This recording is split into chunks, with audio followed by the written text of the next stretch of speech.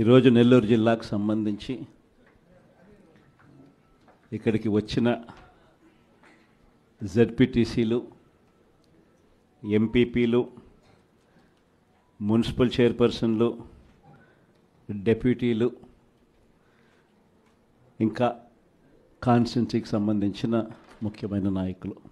ప్రజల్లో వ్యతిరేకత 6 నెలలకే ఈ స్థాయిలో ప్రజల్లో వ్యతిరేకత ఉన్న ప్రభుత్వం బహుశా నాకు తెలిసి దేశ చరిత్రలో ఏది ఉండదు, ఒక ఈ ప్రభుత్వంలో తప్ప. ఆ స్థాయిలో ప్రభుత్వ వ్యతిరేకత అన్నది అప్పుడే ప్రజల్లో చర్చనీయాంశంగా మారింది. మొట్టమొదటిసారిగా ఈ స్థాయి నుంచి కాదు, ఈ స్థాయిలో కనిపిస్తుంది ప్రజల్లో ప్రభుత్వం మీద వ్యతిరేకత. ఒకవైపున ఎన్నికలప్పుడు తానిచ్చిన మాటలేమిటి, ఎన్నికలప్పుడు వాళ్ళు చెప్పిన మేనిఫెస్టో ఏమిటి, ఎన్నికలప్పుడు వాళ్ళు చెప్పిన వాగ్దానాలు ఏమిటి, చివరికి దాదాపుగా 8 నెలలు కావస్తూ ఉంది. ఈ 8 నెలల్లో వాళ్ళు చేసిందేమిటి అన్నది ఒక్కసారి గమనించినట్లయితే ప్రతి ఇంట్లో కూడా ఇదే చర్చ జరుగుతూ ఉంది. గతంలో వచ్చే పథకాలు ఏవి కూడా అమలు కావడంలా. మరోవైపున చూస్తే ఎన్నికలప్పుడేమో ప్రతి ఇంటికి పోయారు, ప్రతి ఇంటికి పోయి మరి ఆ ఇంట్లో ఎవరిని వదిలిపెట్టల. ఎవరు కనిపించినా సరే ఆ ఇంట్లో ఈ సైజు నుంచి మొదలు పెడితే చాలు, నీకు 15,000, నీకు 15,000, నీకు 15,000 దగ్గర నుంచి స్టార్ట్. ఆ నుంచి ఇంక కొంచెం అడుగులు ముందుకు వేస్తే ఆ ఇంట్లో నుంచి ఆ పిల్లల తల్లి బయటకు వచ్చిందనంటే, ఆ తల్లి బయటకు వచ్చినా, ఆ పిల్లల చిన్నమ్మలు బయటకు వచ్చినా కానీ వెంటనే నీకు 18,000, నీకు 18,000, నీకు 18,000 అని స్టార్ట్. అందరితో ఆగల. ఆ ఇంట్లో ఎవరు కనపడినా సరే ఆ ఇంట్లో ఆ తల్లుల పెద్దమ్మలు, ఆ తల్లుల అత్తలు, వాళ్ళు బయటకు వస్తే చాలు, నీకు 48,000, నీకు 48,000, నీకు 48,000. అంతటితో కూడా ఆగల. ఆ ఇంట్లో నుంచి ఒక 20 ఏళ్ళ పిల్లోడు అలా నడుచుకుంటూ బయటకు వస్తూ కనిపిస్తే చాలు, నీకు కూడా 36,000, 36,000, 36,000 అన్న మొదలుపెట్టారు. అంతటితో కూడా రాగల. ఇంట్లో నుంచి ఎవరైనా రైతుగా కనిపించాడంటే, ఒక కండువా వేసుకుని పెద్ద మనిషి ఎవరైనా కనిపించారంటే, నీకు 20,000, నీకు 20,000, నీకు 20,000 అని స్టార్ట్. ఇలా ఇంట్లో ఎవరు కనపడినా, ఏ సైజులో కనపడినా, ఈ సైజు నుంచి ఈ సైజు దాకా ఎవరు కనపడినా కూడా ఇంట్లో 15,000 నుంచి మొదలు పెడితే 48,000 దాకా ప్రతి ఒక్కరికి నీకు నీకు నీకు నీకు అని చెప్పుకుంటూ వచ్చారు. కానీ ఆ రోజు మనం అబద్ధాలు చెప్పాల. బహుశా వెనక్కి వెళ్ళి మళ్ళీ ఇది జరుగుతుంది అని తెలిసి బహుశా మళ్ళీ ఆ రోజుకి మళ్ళీ వెళ్ళి ఈ రోజైనా ఆ రోజు మాదిరిగా భావించి మళ్ళీ చెప్తారా అని అంటే బహుశా మనం అది కూడా ఎప్పుడు చెప్పమేము. ఎందుకనంటే రాజకీయాలలో ఉన్నప్పుడు క్యారెక్టరు, క్రెడిబిలిటీ, ఈ రెండిటికి చాలా విలువ ఉంది. క్యారెక్టరు, క్రెడిబిలిటీ అనేది ఎలాంటివి అని అంటే, ఒక మనిషి ఒక లీడర్గా మనం ఒక మాట చెప్పినప్పుడు అదొక కార్యకర్తకు కావచ్చు, లేకపోతే ఒక మనిషికి కావచ్చు, లేదా ఒక ఇంటికి కావచ్చు, ఒక వ్యక్తికి కావచ్చు, మనం ఒక మాట చెప్పినప్పుడు ఆ మాట నమ్ముతారు, ఆ తర్వాత చూస్తారు. ఆ తర్వాత అది జరగనప్పుడు ఆ తర్వాత ఆ మనిషికి విలువ పోతుంది. క్యారెక్టర్, క్రెడిబిలిటీ అనేది అంత స్ట్రాంగ్ పదాలు. అందుకే మనం అబద్ధాలు చెప్పలేకపోయాం. అందుకే మనం ఆ రోజు మేనిఫెస్టో గురించి మనం ఇదే మాదిరిగా రిలీజ్ చేసేటప్పుడు ఒక పెద్ద ప్రజెంటేషన్ ఈ మాదిరిగానే ఇచ్చా. ఇది మన పథకాలు, ఇవి మనం చేస్తూ ఉన్న పథకాలు, దేశంలో కాదు రాష్ట్రంలో ఎప్పుడు చూడని విధంగా మొట్టమొదటిసారిగా ఒక మేనిఫెస్టో అన్నది ఒకటి చెప్పి, మనం రాకమునుపు చరిత్రలో ఎప్పుడు జరగల. మనం రాకమునుపు ఏ రాజకీయ నాయకుడైనా కూడా మేనిఫెస్టో అంటే ఎన్నికలప్పుడు ఇంతలా పుస్తకం చెప్పేవాళ్ళు, ఎన్నికలు అయిపోయిన తర్వాత దాన్ని చెత్తపుట్టలో పడేసేవాళ్ళు. మొట్టమొదటిసారిగా ఎన్నికలలో మేనిఫెస్టో అన్న పదానికి అర్థం చెప్పింది ఎప్పుడైనా జరిగింది అని అంటే అది ఒక్క వైఎస్ఆర్సీపీ ప్రభుత్వంలో మాత్రమే అని గర్వంగా చెప్పగలుగుతాం. అంత గొప్పగా దేశంలో ఎప్పుడు జరగని విధంగా బడ్జెట్ ప్రవేశపెట్టేటప్పుడే సంక్షేమ క్యాలెండర్ కూడా రిలీజ్ చేస్తూ ఏ నెలలో ఏ పథకం మనం అమలు చేస్తామో ముందే చెప్పి ఆ పథకాన్ని తూచా తప్పకుండా ఆ నెలలో నేరుగా బటన్ నొక్కి నా అక్క చెల్లెమ్మల ముఖాలలో సంతోషాన్ని చూడాలని చెప్పి తాపత్రయపడిన ప్రభుత్వం దేశ చరిత్రలో ఏదైనా ఉంది అని అంటే అది ఒక్క వైఎస్ఆర్సీపీ ప్రభుత్వం మాత్రమే అని చెప్పగలుగుతాం. నిజంగా అదే విషయాలన్నీ కూడా చెప్పి చూపించాం. ఇది రాష్ట్ర బడ్జెటు, ఈ మాదిరిగా మనం చేసుకుంటూ పోతా ఉంటే మనకి ఇంత ఖర్చు అవుతూ ఉంది. చంద్రబాబు నాయుడు గారు చెప్తా ఉన్నట్టు ఇవన్నీ చెప్తా ఉన్నాడు, సూపర్ 6 అని సూపర్ 7 అని.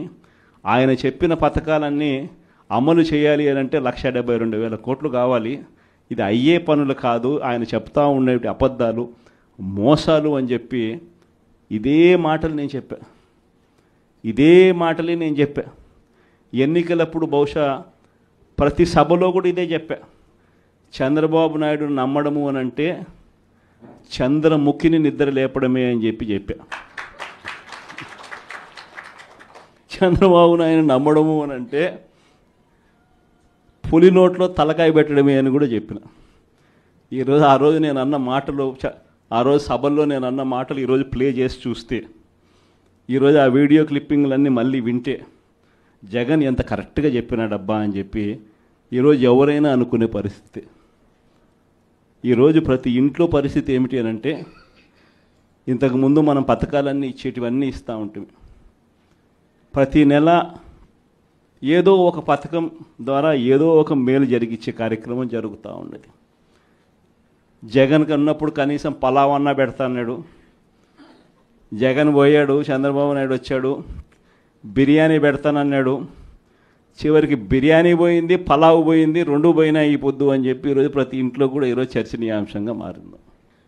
ఈరోజు చంద్రబాబు నాయుడు చెప్పిన ప్రతి పథకం కూడా ఇంతకుముందు మనకు ఇప్పటికి చంద్రబాబు నాయుడుకి తేడా ఏమిటి?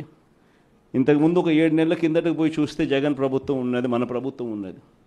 మన ప్రభుత్వంలో మరి ఎందుకు ప్రతి పథకము ఎటువంటి ఇబ్బంది లేకుండా ప్రజలకు అన్నీ కూడా డోర్ డెలివరీ జరుగుతూ ప్రజలందరి ముఖంలో సంతోషాన్ని చూస్తూ ప్రతి పథకం ఎందుకు ఎలా అమలు అయింది? మరి చంద్రబాబు నాయుడు వచ్చినాడు, తేడా ఒక్క ముఖ్యమంత్రి ఒకడే మారాడు. మరి ఎందుకు చంద్రబాబు నాయుడు చేయలేకపోతా ఉన్నాడు? ఈ అంశం అన్నది ప్రతి ఇంట్లో ఇప్పటికే చర్చనీయాంశమైంది. ఏం తేడా ఉంది? ఒక ముఖ్యమంత్రి ఒకడే మారాడు. మరి జగన్ హయాంలో ఇవన్నీ ఎందుకు జరిగాయి? మరి జగన్ హయాంలో జగన్ దిగిపోయిన తర్వాత చంద్రబాబు నాయుడు వచ్చిన తర్వాత ఎందుకు చంద్రబాబు నాయుడు చేయలేకపోతా ఉన్నాడు? ఈ అంశం ప్రతి ఇంట్లోనూ కూడా చర్చ. నిజంగా చంద్రబాబు నాయుడు చెప్పిన హామీలు, వాగ్దానాలన్నీ గాలికి ఎగిరిపోయాయి. మరోవైపున చూస్తే ప్రతి ఇంట్లో ఈరోజు చర్చ ఏమిటంటే, 8 నెలలు అయిపోయింది, సంక్రాంతి వచ్చేసింది, అదే జగనే ఉండి ఉంటే, అదే వైఎస్ఆర్సీపీ ప్రభుత్వమే ఉండింటే ఏప్రిల్ మాసంలోనే వసతి దీవెన వచ్చేది, డ్వాక్రా అక్క చెల్లెమ్మలకు 0 వడ్డీ ఏప్రిల్ నెలలోనే వచ్చేది, మే నెల వచ్చేసరికి జగనన్న విద్యా దీవెన వచ్చేది, రైతులకు ఉచిత పంటల బీమా వచ్చేది, రైతులకు రైతు భరోసా వచ్చేది, మత్స్యకార భరోసా వచ్చేది, డీజిల్ మీద సబ్సిడీ కూడా ఇచ్చే కార్యక్రమం జరిగేది. జూన్ మాసం వచ్చేసరికి జగనే ఉంటే అమ్మఒడి పథకం కూడా పడి ఉండేది. జూలై మాసం వచ్చేసరికి వైఎస్ఆర్సీపీ ప్రభుత్వమే ఉంటే వాహనమిత్ర పథకం పడి ఉండేది, కాపు నేస్తం వచ్చి ఉండేది, చిరు వ్యాపారులకు జగనన్న తోడు పథకం కూడా పడి ఉండేది.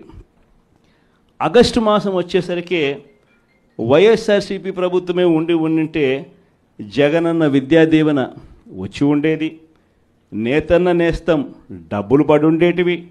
మళ్ళీ సెప్టెంబర్ మాసం వచ్చేసరికి వైఎస్ఆర్ చేయూత డబ్బులు కూడా అక్క చెల్లెమ్మల ముఖంలో సంతోషం కనిపించే విధంగా కలకలలాడుతూ కనిపించేది. అక్టోబర్లోకి వచ్చేసరికి వైఎస్ఆర్ రైతు భరోసా 2వ విడత పడి ఉండేది, నవంబర్లోకి వచ్చేసరికి జగనన్న విద్యా దీవెన రైతులకు 0 వడ్డీ కింద జమ అయి ఉండేది.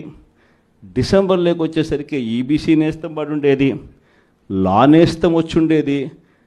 పిల్లలందరికీ 8వ తరగతి చదువుతా ఉన్న పిల్లలందరి చేతుల్లో ట్యాబులు కూడా కనిపించుండేటివి. జనవరికి వచ్చేసరికి రైతులకు మళ్ళీ చివరి దఫా రైతు భరోసా సమ్ముబడి ఉండేది. చిరు వ్యాపారాలకు జగనన్న తోడు అందుండేది.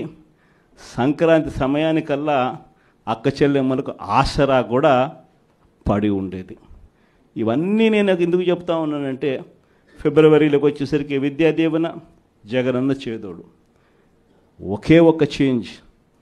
ఇది 5 సంవత్సరాలు మనం ప్రతి సంవత్సరం ప్రతి నెల ఈ మాదిరిగానే షెడ్యూల్ ఇచ్చి ఈ మాదిరిగానే చేసి చూపించడం. మారిందల్లా కేవలం ముఖ్యమంత్రి ఒకటే.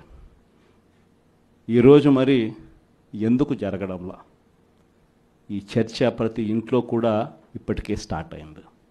ఈరోజు ఏ ఎంపీటీసీ అయినా, ఏ జెడ్పీటీసీ అయినా, ఏ రాజకీయ నాయకుడైనా కూడా చిన్న స్థాయి నుంచి సర్పంచ్ స్థాయి నుంచి ఎమ్మెల్యేగా ఓడిపోయిన స్థాయి నుంచి ఏ నాయకుడైనా కూడా, వైఎస్ఆర్సీపీకి సంబంధించిన ఏ నాయకుడైనా గర్వంగా తలెత్తుకుని ఏ ఇంటికైనా పోగలుగుతాడు. గర్వంగా తలెత్తుకుని ఏ ఇంటికైనా పోగలుగుతాడు.